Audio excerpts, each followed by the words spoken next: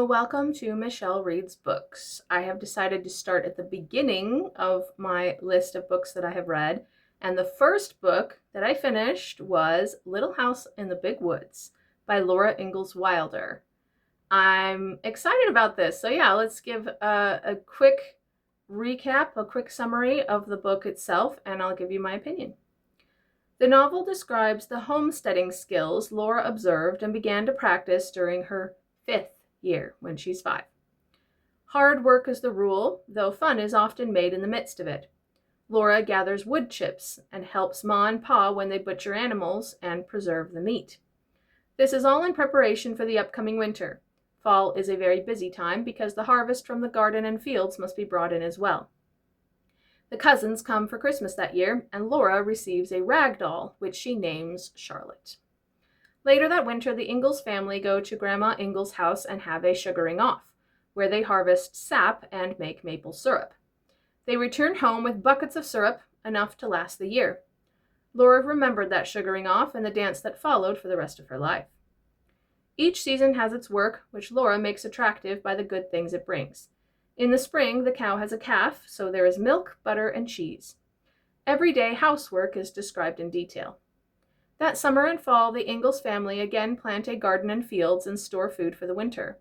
Pa trades labor with other farmers so that his own crops will be harvested faster when it is time. Not all work was farming. Hunting and gathering were important parts of providing for the Ingalls family as well. When Pa went into the woods to hunt, he usually came home with a deer and then smoked the meat for the coming winter. One day he noticed a bee tree and returned early to get the wash tub and milk pail to collect the honey. When he returned in winter evenings, Laura and Mary always begged him to play his fiddle. He was too tired from farm work to play during the summer. They enjoyed the comforts of their home and danced to Pa's fiddle playing. And in the end, they decided to leave the area after they heard too many hunters in the woods. Anyway, this story is mostly about living in that time. This is from the 1890s, I believe.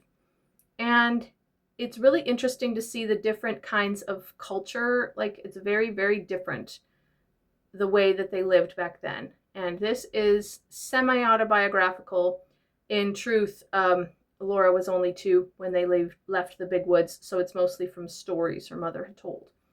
But it is very interesting to see that perspective of a child growing up in that kind of an environment. It's a pretty quick read. It took just over 2 hours to read. So if you're interested, absolutely read it, and it's very appropriate for children and goes pretty fast. So yeah, just let me know what you think down in the comments below, and happy reading.